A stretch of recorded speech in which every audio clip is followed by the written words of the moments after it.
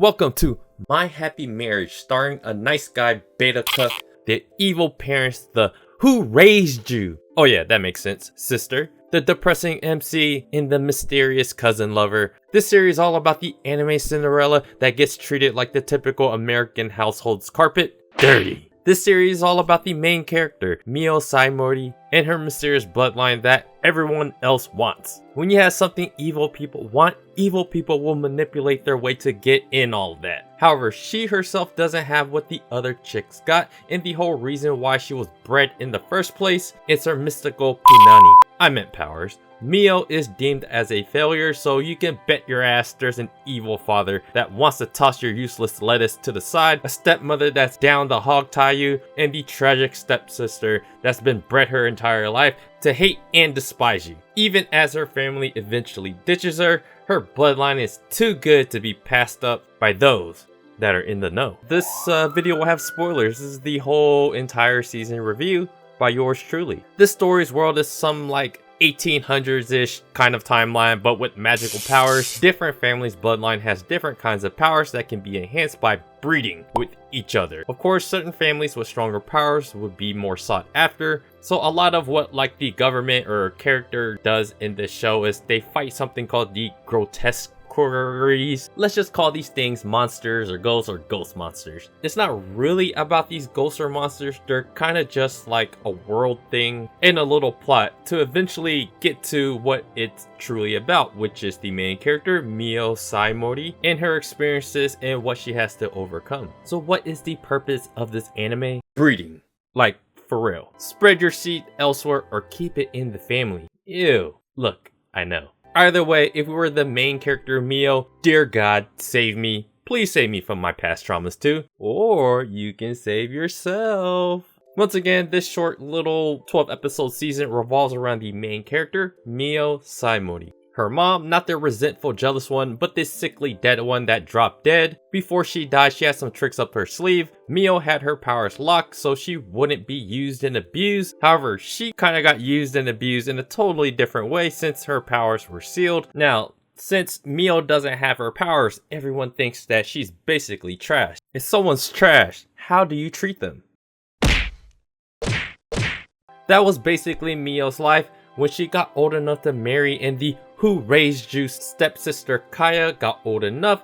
They were promised to be married off to other families. There was this one Beta Cuck dude named Koji that wanted to be all up in Mio, but like every person who doesn't get what they want, you miss 100% of the shots you don't take. Koji gets engaged to the who raised you stepsister Kaya instead. Before the series gets way too depressing for our main character Mio, there is a light at the end of the tunnel. It's not God at that light, but close to it. It's a handsome blonde dude that for most ladies, they would be dating up, ready to suckle on this man's God-given talents, and the character's name is Kyoka Kudo. A smart, brilliant man of status that has general ethics and morals that are universally accepted and admired. It helps that his artwork makes the girls wet and gives stiff competition to those gojo sexuals. He's trapped, y'all, and read the manga. You'll love it. Kudo, the one saving grace that every man should strive to be like. This dude is literally peak Chad before the series makes you want to rip off your half-blind -5 contacts out from your eye socket. From Mio's, I can't do it. I don't deserve it. I'm a nobody. I have to do everything and suffer alone.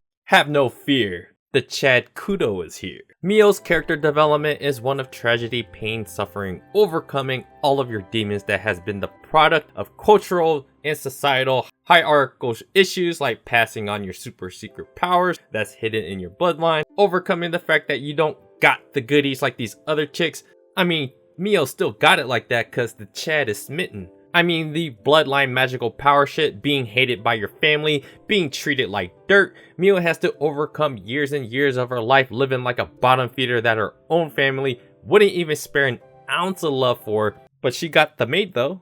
Along her journey after testing the waters of trying to be the wife of Kyoka Kudo, they clearly develop a romantic relationship. Kyoka is such a Chad that it's nice to find a woman of sincere purity and doesn't want to just suck off your high status juices. Mio still struggles with the fact that she can't come to grips that a bottom feeder like her deserves this Chad. In the end, it's clear that the story's purpose is to set up these two to be the eventual couple that we all want them to be. These are the two characters that we are cheering for. It's not until these outside forces that want Mio's super secret magical bloodline for themselves to start to make their move to break up this power couple. There was no other episode than episode 6 when Kyoka beat the crap out of some old dudes and sunned, or I guess daughtered, these two despicable people in the Who Raised You girl and the stepmother. Further along her journey, there are other characters that help build Mio up. These are the characters I like to call the bringers of wisdom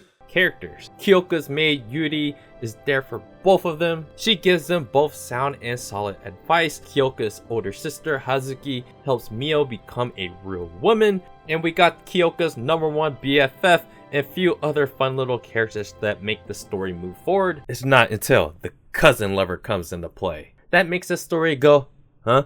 That mystical magical family got some special juices that only her bloodline family of the Usubas and Arata, the Four Eyes cousin lover, will be offering just a little bit more than his protection. Turns out Mio got some special dream powers that Arata and the Usubas can help protect her from these evil forces. So what we have here, guys, is a McGangbang. And somewhere from afar, the beta's looking. Arata, the cousin lover, and then the Chad have a duel over who gets to be all up in Mio's juices. The Chad loses after being caught off guard and is forced to leave. However, there will always be a future duel. You have to recognize at this point in the story, Mio is being swayed by the Usubas, and as an audience, we can't help but get angry and pissed off at her as she won't fight back against the Usubas for Kyoka. These are the two characters we're fighting for that we want to be together, but one of them, Mio, she has way too much trauma and she can't get over it and fight for her real man, not the cousin lover. The Chad is doing Chad shit and this chick won't reciprocate. That is because her trauma is stopping her because she doesn't believe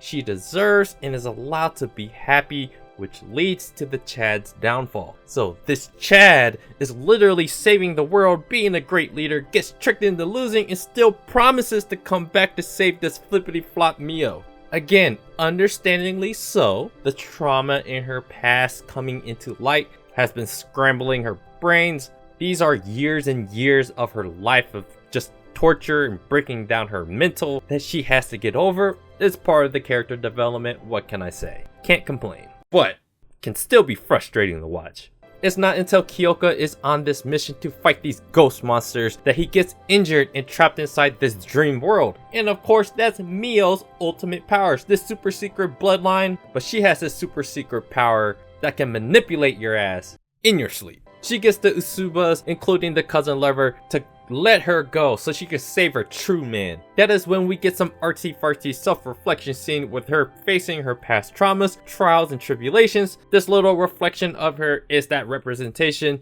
and for her, she wants to ultimately be reborn as this confident fighter that will be there to save her true Chad that's been there for her the entire series. In a nutshell, this is my interpretation of this anime. The balance between Mio and Kyoka's character makes it watchable, even from a guy's standpoint. There are a couple really cool scenes where Kyoka gets to show his abilities. The fight between Arata and Kyoka was a great one as well. Kyoka saving Mio at the beginning of the series was peak. Not only did it feel good to put the stepmom and the Who Raised You girl in her place, it made you realize just how tragic a character like Kaya is. We all know kids that got their brains scrambled by bad parenting, and she is representative of that. Also, Koji, even though I made fun of Koji because of his passive nature, he has redeeming qualities. Maybe the Kaya and Koji ship will really work out in the end. He still plays the hero to some extent for the woman he actually loves, but at the same time, it's still the right thing to do. At the end of the season, it is revealed that the Emperor was the one causing all this ghost monster mayhem that wanted to kill Mio because her powers are a threat to his position of power. It's a classic kill all threats so you can maintain your power, so in the end, it's all politics. Once Mio saves Kyoka, the season ends with them both attending some party together, and that's as close to a happy ending we're gonna get for now. Arata likely still wants his cousin's Poon, and Kyoka is going to eventually get his rematch. So all in all, this anime in 12 episodes, not too sure if they're gonna make more. There is more content out there for this particular story, but it's a good one. Like, from a guy's perspective, it's hard to watch a character that is frustrating, that is constantly within themselves, in their own heads, and are traumatized. It's just frustrating as a watch, but we understand that this is her character development. That is not until they introduce Kyoka. Kyoka makes it watchable. He makes it really does seem like there's a light at the end of the tunnel. And there's some cool scenes here and there. I think the best way I could really explain this series is it has a more broader appeal than more of a female audience. I think for guys, just a general shonen fan, I think you could be able to get away with watching this and actually enjoy parts of it, which I did. I enjoyed this series. It was recommended to me in the comments section. But yeah, if you guys watch this series, let me know what you guys thought about it. I love the whole Mio getting past her traumas. She's basically this anime Cinderella in the way, and Kyoka, usually a person like him in this position ends up being some kind of bad guy, but he's basically the Prince Charming that we all want to see, and he's a true man, a Chad. So yeah, I would love to know what you guys thought about this anime. Do me a favor, hit the like button, subscribe to the channel if you guys haven't already, check out my blog at otakusen.com, and I appreciate you guys watching, and I'll see you guys on the next video.